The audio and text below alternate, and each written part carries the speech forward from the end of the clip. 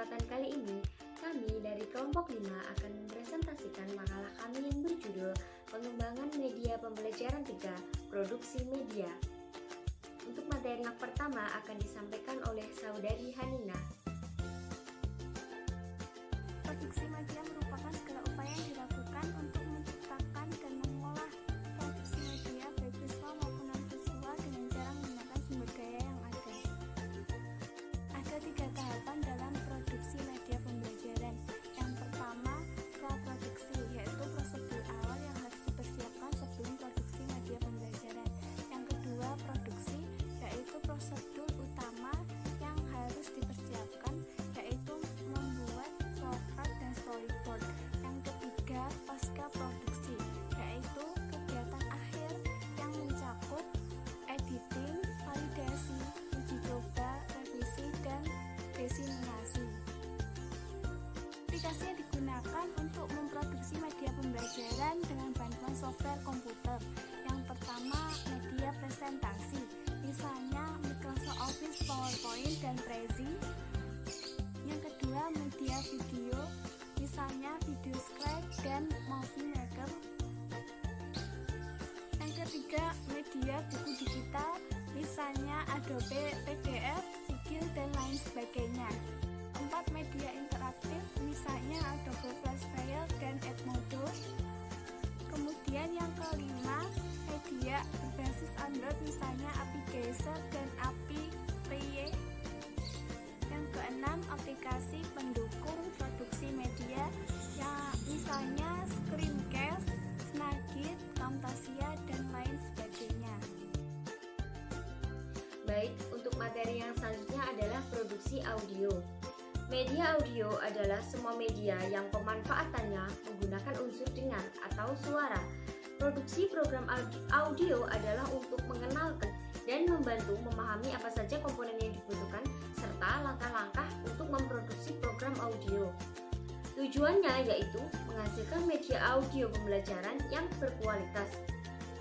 Capaian yang diharapkan penggunaan media audio meliputi yang pertama, pemusatan perhatian dan mempertahankan perhatian peserta didik. Yang kedua, mengikuti pengarahan. Yang ketiga, melatih daya analisis. Yang keempat, menentukan arti dari konteks. Yang kelima, memilah-milah informasi atau gagasan yang relevan dan informasi yang tidak relevan. Yang terakhir, merangkum, mengemukakan kembali atau mengingat kembali informasi.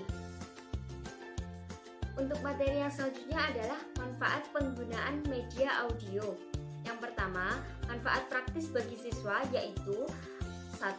Membantu siswa dalam mengembangkan pikiran tentang merespon dan mengulang materi pelajaran. 2. Meningkatkan motivasi belajar siswa. 3. Memperoleh kemampuan dalam materi pembelajaran. Yang kedua, manfaat bagi guru yaitu 1. Mempermudah guru dalam menjalani tugas untuk menjelaskan materi, merespon, dan mengulang kosakata atau materi. 2. Memberikan masukan pada guru agar penggunaan media dalam proses pembelajaran dapat meningkatkan efektivitas dan efisiensi waktu pembelajaran. Beberapa tahapan pembuatan media audio pembelajaran yaitu 1. Praproduksi yang dilakukan dengan menelaah kurikulum dan penulisan naskah. Tahapan penulisan naskah yaitu persiapan, penelitian, pengorganisasian informasi, penulisan sinopsis, dan skenario naskah. Selanjutnya, produksi media audio diawali dengan diterimanya naskah yang sudah dirembuk untuk menyamakan persepsi pemahaman terhadap naskah sehingga apabila diproduksi tidak terjadi kesalahan, dan pemilihan casting atau yang dilakukan dengan latihan kering. Yaitu selanjutnya perekaman yang pengambilan suara dari masing-masing pemain. Produksi film. Film adalah gambar hidup yang sering disebut dengan movie. Film secara kolektif sering disebut dengan sinema. Sinema itu sendiri bersumber dari kata kinematik atau gerak. Pengertian secara harfiah melukis gerak dengan cahaya. Jenis film terdapat beberapa yaitu diantaranya film bisu, film bersuara, film gelang yang ujungnya saling bersambungan dan proyeksinya tak memerlukan penggelapan ruangan. Selanjutnya saya akan melanjutkan penjelasan dari Mbak Eti. Kelebihan dan kekurangan media film. Kelebihan dari media film adalah yang pertama memberikan pesan yang dapat diterima secara lebih merata oleh siswa. Yang kedua, sangat bagus untuk menerangkan suatu proses. Yang ketiga, mengatasi keterbatasan ruang dan waktu. Yang keempat, lebih realistis, dapat diulang-ulang dan dihentikan sesuai dengan kebutuhan. Yang kelima, memberikan kesan yang mendalam yang dapat mempengaruhi sikap siswa. Sedangkan kekurangannya adalah harga produksinya media film lebih tinggi atau dibilang cukup mahal. Yang kedua, pembuatannya juga memerlukan sebuah proses yang lumayan lama dan memakan banyak waktu dan tenaga.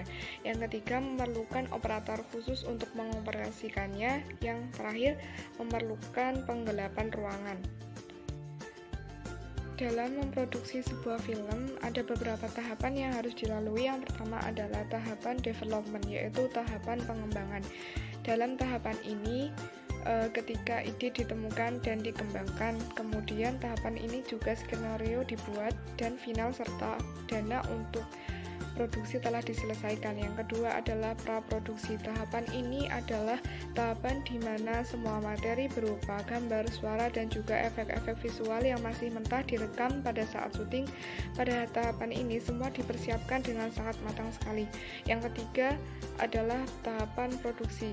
Dalam tahapan ini semua konsep yang telah dipersiapkan pada praproduksi tadi akan dieksekusi. Yang keempat adalah tahapan pasca produksi. Tahapan ini adalah tahapan editing. Jadi tahapan ini adalah proses editing berupa gambar, suara, dan juga efek-efek visual tadi yang telah direkam. Yang kelima adalah tahap pendistribusian. Tahap pendistribusian adalah tahap di mana film telah layak untuk disebarluaskan.